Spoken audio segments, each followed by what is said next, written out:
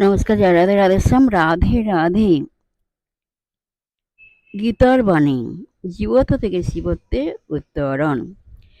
যে দীপ্ত শরীর মূর্ছনা, ভগবত গীতা নামক গ্রন্থ থেকে নেওয়া হয়েছে।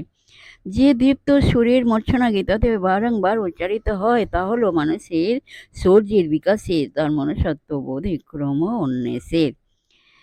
এডউইন আর্নড যে গীতাকে স্বর্গীয় সঙ্গীত রূপে বর্ণনা করেছেন, সেই গীতার প্রথম অধ্যায়গুলিতে এই মানস গড়া সম্পূর্ণ দর্শনটি বিধৃত রয়েছে।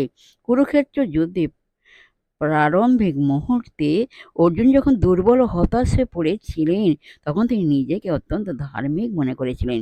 যুদ্ধের পরে জয়ী রাজ্যকে প্রত্যাখ্যান করে ভিক্ষাজীবী হতে চেয়েছিলেন এবং এই সংকল্পে সমর্থনে নানা যুক্তির অবতারণা করেছিলেন এবং তিনি আশা করেছিলেন যে কৃষ্ণ তাকে এই পথে সমর্থন করবেন।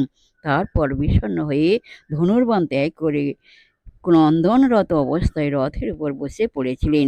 গীতার প্রথম অধ্যায়ের শেষে অর্জুন বিষাদ যোগ নামক অধ্যায়ে অর্জুনের এই চিত্রই আমরা পাই। তার দিকে চেয়ে মৃদু হেসে শ্রীকৃষ্ণ নিজের মনে ভাবেন, এ কি হলো? বীরশ্রেষ্ঠ আজ দুর্বল ও হতাশ হয়ে পড়েছেন এবং দুর্বলতার পক্ষে যুক্তি দিচ্ছেন। তাকে ধর্মের উন্নত অবস্থা প্রমাণ করার জন্য, দুর্বলতার জন্য শ্রীকৃষ্ণ তাকে তিরস্কার করলেন। এতে সঞ্জীবনী সুধার মতো কাজ হলো।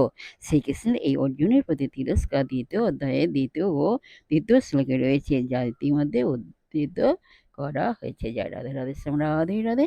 জয় বৃন্দাবন বিহারী লাল কি জয়, কৃষ্ণ কানাইয়া লাল কি জয়, বাঙ্কে বিহারী লাল কি জয়, জয় রাধা শ্যাম সুন্দর লাল কি জয়। জয় রাধে রাধে শ্যাম, রাধে রাধে। আজকের এই পর্যন্ত বিশ্ব মঙ্গলম। নেক্সট দিনকে আবার আলোচনা করব। রাধে রাধে, নমস্কার।